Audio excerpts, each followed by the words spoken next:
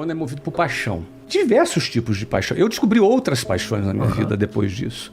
Como, por exemplo, a paixão de empreender, construir um negócio. É uma paixão. Então, sem a paixão, tu vai até a página 5, cara. Tu até consegue profissionalmente, mas da página 6 em diante tu não consegue mais. Porque a quantidade de dificuldade, de encheção de saco que vem depois, não compensa. Na tua cabeça, não compensa. Com a paixão, tu pensa, compensa. Eu vou pra próxima. Mas a tua, por exemplo, assim, você tem paixão para empreender. Isso. Você tem necessariamente paixão pelos negócios em que você está empreendendo ou pelo fato de empreender? Te digo o seguinte. Eu entendi perfeitamente. Você entendeu? Por exemplo, ficha de telefone, sei lá, madeira, meu negócio, ou sei lá, pôster de fotos. Eu não gosto de foto. Você precisa gostar do objeto do teu empreendimento. Eu tenho paixão pela construção. E quanto mais significado tem a construção, para mim faz mais sentido. Vou te dar um exemplo. Quem fala inglês tem acesso a oportunidades de empregos que pagam até 62% mais. Essa é uma pesquisa da consultoria Cato que divulgou essa pesquisa. O produto nosso da WhatsApp ensina inglês. Eu tenho, por exemplo, não só a paixão da construção da marca, da construção das escolas, da construção da rede, da construção dos canais de vendas, mas eu tenho também a sensação de que esse produto está fazendo um bem para as pessoas. Claro. Então essa coisa de que o meu produto pode ajudar a pessoa, pode fazer o bem, isso ajuda a fechar a conta. Não é? Agora, a paixão pela construção aconteceu no clube de futebol dos Estados Unidos. A ideia de pegar um país em que praticamente o futebol estava inexplorado e a gente construir um estádio e a gente fazer uma história no futebol era uma coisa que também me motivava. Do contrário, tu não consegue, porque tem encheção de saco, tem traição, você tem puxada de tapete, você tem de tudo. Você, mesmo naquele momento, no momento começo, construindo, você se imaginava um cara rico? Isso foi uma busca pra você? Não. No primeiro momento, não. Houve um momento que eu falei, cara, vou ficar rico. Teve um momento que eu percebi assim, cara, daqui a um ano eu tô rico. Aconteceu esse momento. Mas antes, o que eu queria era a minha independência financeira para poder me casar com a Luciana. Que coisa. Essa era a minha primeira meta. E isso me impulsionou de um jeito, cara. Cara, eu morava no Jabu. Do Jabu até o centro do Rio, onde eu trabalhava, dava 2 horas de ônibus, cara. Você imagina tu aguentar 2 horas de ônibus para ir? E 2 horas para voltar. E não é 2 horas de ônibus qualquer, não. É ônibus lotado de gente, com um cara na tua frente, com outro cara com um sovaco na tua cara, outro cara se esfregando na tua bunda. Você entendeu? 2 horas tensas, cara, dentro do... Aí no ônibus você tinha assalto, assédio de mulher, briga. Era uma aventura. Cada viagem, que a gente chamava de viagem, era uma aventura. Cada viagem. A gente chamava de viagem. Por 2 horas. Entendeu? E quando não era de ônibus, era de trem. Eu tinha que atravessar a favela Cavalo de Aço, andando, até a estação de trem de Senador Camará, para pegar o trem que vinha de Santa Cruz, lotado, até a Central do Brasil. Eu tinha um amigo chamado Antônio, que morava no Leblon, que o pai dele trabalhava em Botafogo, ele pegava uma carona de carro com o pai dele até Botafogo, no Botafogo entrava no metrô, 5 minutos no ar-condicionado, estava lá. Ele acordava às 7 horas da manhã, tomava café da manhã, suquinho de laranja, bonitinho, sentado na casa dele. Quando dava 8 horas da manhã, ele estava perfumadinho, chegava e sentava, olhava para mim e falava, bom dia, Flávio, e a gente participava da mesma reunião. Eu tinha chegado em casa meia-noite, acordava às 5 horas da manhã, escuro ainda, saía meio que tonto, engolia ali qualquer coisa rápida, porque 5h45 eu saía da minha casa, ainda escuro no inverno, no Rio de Janeiro. Caminhava até o ponto do ônibus para pegar um ônibus às 6 horas da manhã. Entrava no ônibus lotado, você chegava todo amassado, suado, e aí você olhando pro relógio, indo correndo para chegar lá, sentava 8 horas da manhã, já todo amassado, aí virava pro lado, bom dia, Antônio. Então, o que acontece? Tava lá o Antônio e o Flávio.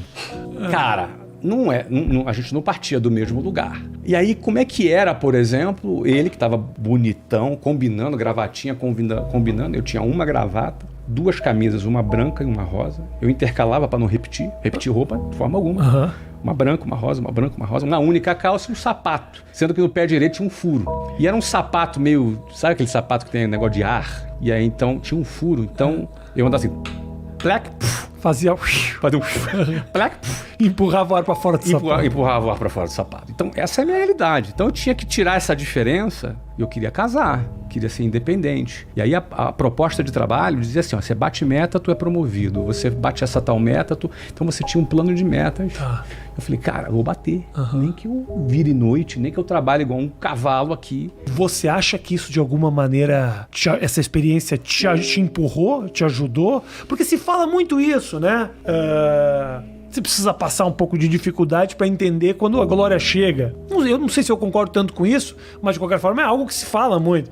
De alguma forma, isso te ensinou resiliência ali naquele momento. Porque você poderia ter desistido, você poderia ter feito algo mais simples, você tinha um objetivo muito claro, mas você acredita que isso de alguma maneira te ajudou no fim das contas? Eu acho que me ajudou. Acho que na vida a gente decide aquilo que a gente quer, mas em alguns casos é muito importante a gente decidir o que a gente não quer também. Sabe, o basta.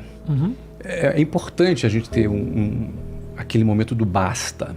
E existem situações na nossa vida que a gente não tem opção. Por exemplo, eu não tinha opção. Eu tinha que entrar naquele ônibus e enfrentar. Isso minha mãe me ensinou. Cara, você tem que enfrentar. Enfrentar, às vezes, representava entrar no ônibus e andar pendurado no ônibus, na porta do ônibus. Pendurado é o seguinte, cara. O teu ônibus chegou, se você não entrar naquele ônibus, você não chega no trabalho e você tá com todo mundo socado dentro do ônibus e não tem espaço e você acha um pedacinho de chão para botar o teu pé e você se segura ali no ônibus e você vai pendurado.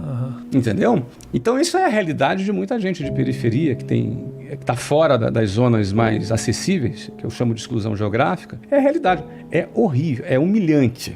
É absolutamente humilhante essa situação do transporte público no Brasil. Então, o transporte público eu cito com muita frequência porque marcou para mim algo que eu me lembro dentro do ônibus. Eu de dentro do ônibus, às vezes à noite, ou então de manhãzinha, quando estava escuro do lado de fora, e eu olhava o reflexo, tem um vidrozinho, o vidro do ônibus, né? O reflexo, eu conseguia me ver dentro do reflexo, no meio daquela situação, e eu pensava comigo mesmo, cara, eu quero sair daqui. E aí tinha uma mulher, uma personagem interessante.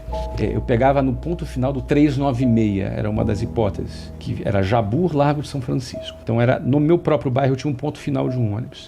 E entrava nesse ônibus quem era do bairro, então eram pessoas meio que conhecidas.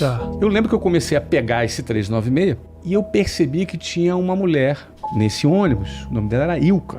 E ela já estava pegando aquele ônibus há 27 anos. Então ela era meio que a xerife do ônibus. E eu olhava para aquela situação e falei, cara, eu não quero ser uma Ilka. Com todo respeito a ela. Claro. Eu não quero daqui a 27, 28 anos estar aqui dentro. Então o ônibus, o transporte público representou para mim aquilo que eu não queria.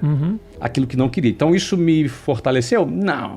Acho que isso me incentivou a querer sair daquela situação. A gente se motiva por ter prazer e não sofrer, né? Então eu queria me casar, era uma coisa que me motivava. Queria sair de dentro do ônibus, também era uma coisa que me motivava. Como é que foi essa migração do vendedor de curso para o dono de uma das maiores marcas de escola de inglês, provavelmente do mundo, né? O que acontece, Rafinha? Eu trabalhei 4 anos nessa empresa. O primeiro ano como vendedor, basicamente vendendo. Eu aprendi a vender. E naquele momento, quando eu aprendi a vender, eu deixei a minha carreira acadêmica de lado, que me ofereceria o quê? Ela me ofereceria uma formação. Depois disso, muito provavelmente em 7 ou 8 anos eu me formaria, porque numa universidade federal você não se forma em 4 anos, porque tem greve todo ano. Então você vai levar 6, 7, 8 anos para se formar. E depois disso, você vai buscar no mercado um emprego. Quando eu me desvirtuei desse caminho convencional, digamos assim, e que de certa forma você também se desvencilhou, porque alguém que diz pro pai quando é mais jovem, eu quero ser artista.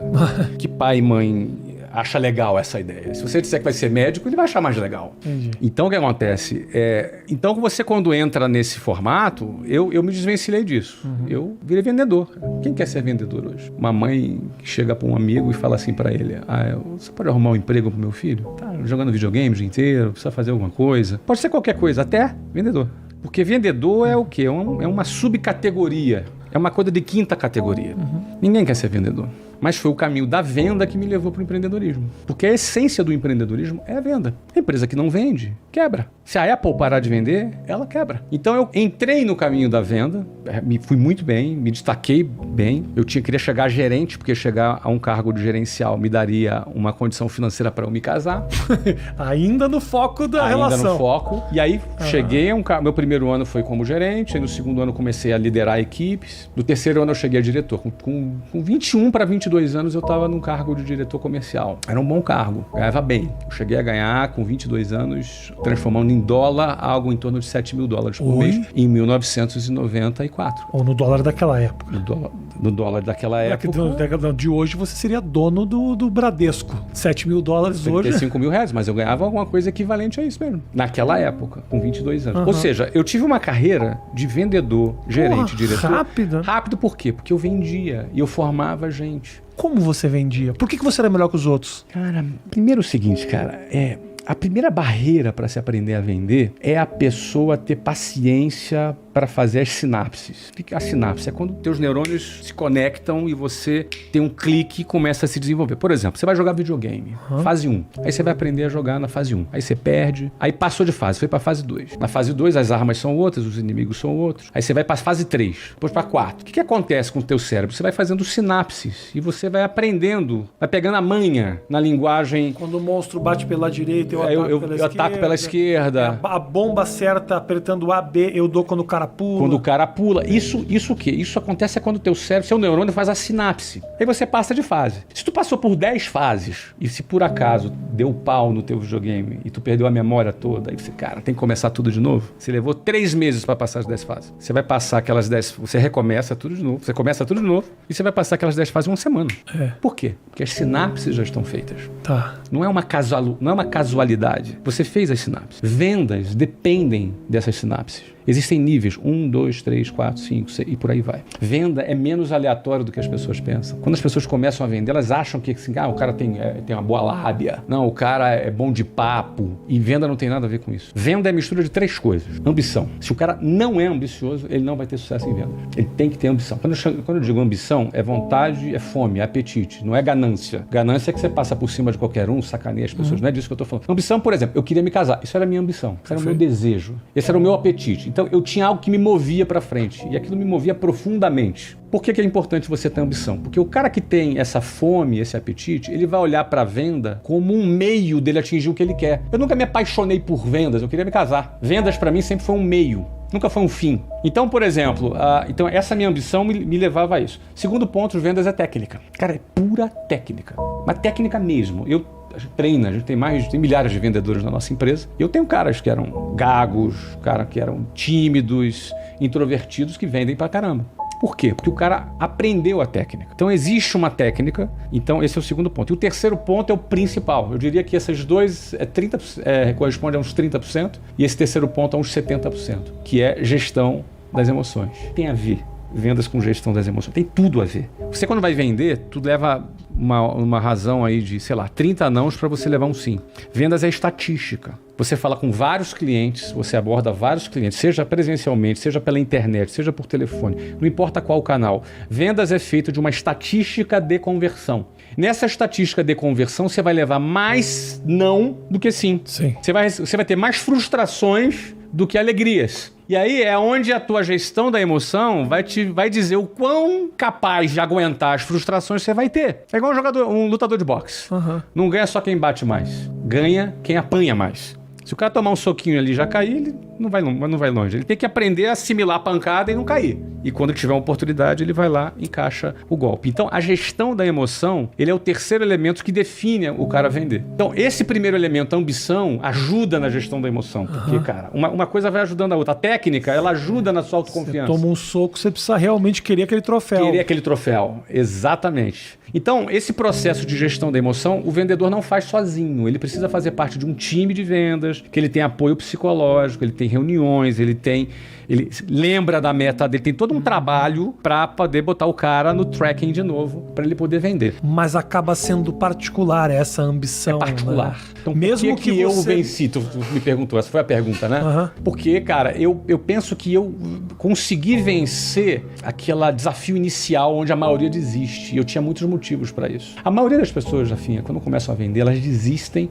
porque é duro demais vender. Então, às vezes, ele não tem a resistência para atravessar o tempo necessário da sinapse. Aí ele desiste, ele sucumbe. O cara começa todo animadão, mas depois ele desiste. Eu fui um cara que consegui fazer essas sinapses e aí, cara, embalei. Depois que eu embalei, vai embora. Quando você entende a lógica da venda, no caso da venda, no meu caso aqui, e eu consegui pegar essa lógica rápido, eu cresci rápido. Quando eu cheguei a gerente, eu era um bom líder de vendas. Então eu pegava o cara, mesmo o cara, quanto mais perebento era o cara, se era lá da periferia, igual eu era, aí eu me identificava mais com o cara e falava e procurava tratar dessas questões da ambição. Qual é a tua ambição? Por que você está aqui? Não, estou aqui porque eu estou precisando pagar as minhas contas. Não é suficiente. Isso é pouco. O que mais você quer? O que você quer? Porque assim, se a ambição do cara é pagar as contas dele, ele vai pagar. Na melhor das hipóteses, ele vai conseguir pagar as contas dele. Uhum. O cara precisa desejar um pouco mais. Só que é duro, às vezes, desejar mais quando tu está num ambiente de escassez.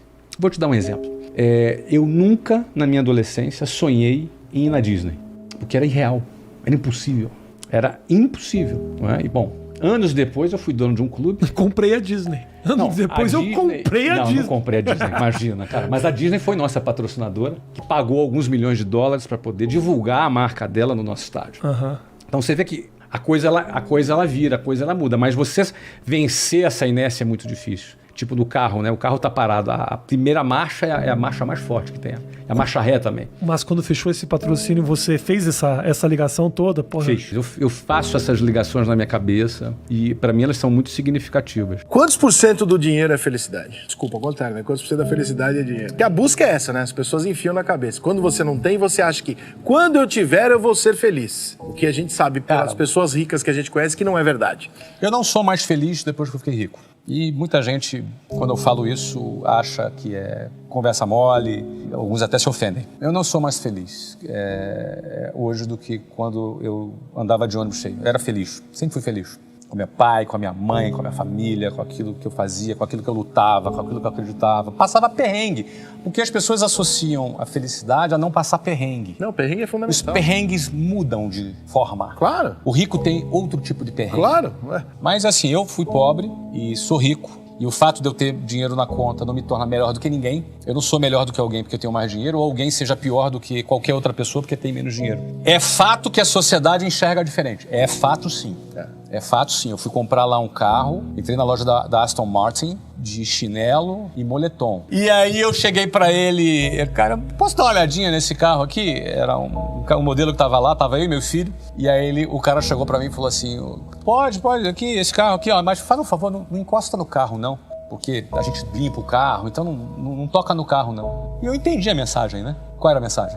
Você não vai comprar. Não vai comprar. Brasileiro, brasileiro Zé Mané, pé rapado aqui, vai comprar um negócio. Cara, e eu tinha ido lá pra comprar o carro, porque eu já tinha pesquisado o carro, já conhecia o carro. E quando eu passei em frente à loja, eu vi que tinha a cor que eu queria, com o interior que eu queria, que era um preto de interior bege. Falei, cara, esse é o carro que eu quero. E aí, quando eu entendi isso, eu não me ofendi, cara. Ofendi pro cara, porque... Ele deve passar por aquilo 10 vezes por dia. Eu entendo, não concordo, mas entendo. Como vendedor, ele cometeu um erro. Eu ensino vendas, né? Ele cometeu um erro. Você não pode julgar o cliente pela embalagem. Isso é um grande erro. Mas eu não hostilizei, mas eu acho que eu dei uma lição nele. Eu falei pra ele, olha, e se eu for comprar, eu posso tocar? E aí ele se tocou. Não, claro que pode. Não, vamos fazer o seguinte... Então, entra aí e senta. Não vou tocar no carro. Você pode sentar no carro para eu ver o tamanho, mais ou menos? Não, pode sentar você. Não, eu não vou tocar no carro. Eu queria que se você pudesse sentasse você no carro para dar uma olhadinha. Aí ele sentou. Ah, que bacana. Posso ver o motor? Posso. Você pode abrir, por favor? Não, pode abrir. Pode abrir para mim, por favor? Eu não vou tocar no carro. Ele que pediu. Ele que pediu. Bom, no final a gente ficou amigo. Depois eu comprei um outro carro com ele. É o Bill. Gente boa pra caramba. Mas ele não pode julgar as pessoas pela aparência. E comprei o carro. Saí de lá nesse dia. Comprei o carro. Então, a sociedade vai te julgar pela tua aparência? Vai te julgar pela tua aparência. Só que é o seguinte, nosso valor não está na nossa conta bancária. Não está na nossa conta bancária. Agora, eu sempre fui feliz pobre e depois eu ainda sou um cara feliz, realizado. Agora, onde é que está a minha base? Está na minha família, está nos meus princípios, está naquilo que eu acredito. A grana, ela te dá facilidade, te dá muita facilidade, te dá liberdade. Liberdade é o que eu mais prezo, a grana te dá. Sim. E te dá facilidades. Essa é a parte que o dinheiro... Isso, o dinheiro é bom. Eu viajo de... Mas tu vai chegar no mesmo lugar que o cara que vai chegar no final das viajo de avião privado dentro do Brasil. Isso tudo é facilidade. Mas eu dizer que eu sou feliz por causa disso, não.